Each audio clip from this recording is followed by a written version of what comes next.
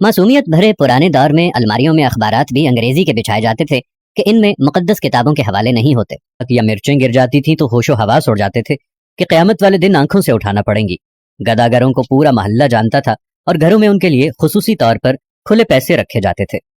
मोहल्ले का डॉक्टर एक ही सरिंज से एक दिन में 50 मरीजों को टीके लगाता था, लेकिन मजाल है किसी को कोई इन्फेक्शन हो जाए।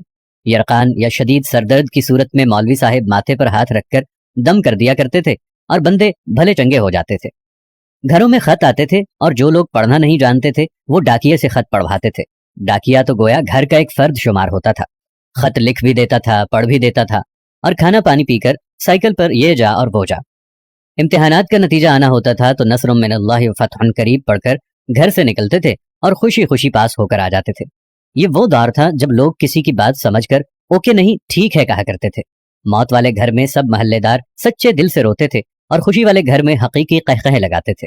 हर हमसाया अपने घर से सालन की प्लेट साथ वालों को भेजता था और उधर से भी प्लेट खाली नहीं आती थी। मीठे की 3 ही अकसाम थी, हलवा, जर्दा चावल और खीर। आइसक्रीम दुकानों से नहीं, लकड़ी की बनी रेड़ी से मिलती थी जो म्यूजिक नहीं बजाती थी। गली गली में साइकिल के मैकेनिक मौजूद थे, जहां कोई ना कोई महल्लेदार कमीज का कोना मुंह में दबाए पंप से साइकिल में हवा भरता नजर आता था। दूध के पैकेट और दुकानें तो बहुत बाद में वजूद में आई।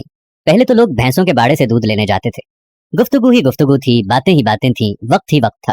गलियों में चारपाइयां बिछी होती थी। महल्ले के बाबे हुक्का पी रहे होते थे और पुराने बुजुर्गों के वाकयात बयान कर रहे होते थे। जिन घरों में टीवी आ चुका था उन्होंने अपने दरवाजे महल्ले के बच्चों के लिए हमेशा खुले रखे। मट्टी के लेप की हुई छत के नीचे चलता हुआ पंखा सख्त गर्मी में भी ठंडी हवा दिया करता और फ्रिज के बगैर भी मटके और सुराहियों का पानी ठंडा रहता था। फिर अचानक सब कुछ बदल गया। हम कदीम से जदीद हो गए।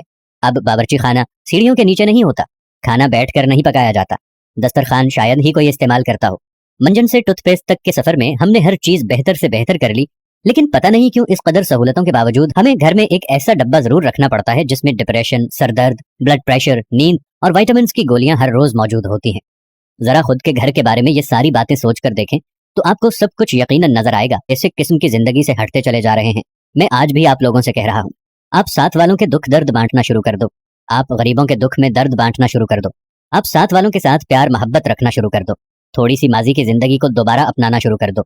मट्टी के बर्तन में खाना खाना शुरू कर दो। दुनिया जहां की नेमतों से दूर हट जाओ। ओवन और फ्रिज को इस्तेमाल करना छोड़ दो। प्रेशर कुकर को इस्तेमाल करना छोड़ दो। अपनी जिंदगी को सादगी की तरफ ले जाओ तो आपके घरों में रखा हुआ ये दवाइयों का डब्बा भी पहले की तरह यहाँ से गायब हो जाएगा। खुदावंद से दुआ है कि देखने वालों को सेहत कामिला और आजिला अता फरमाए।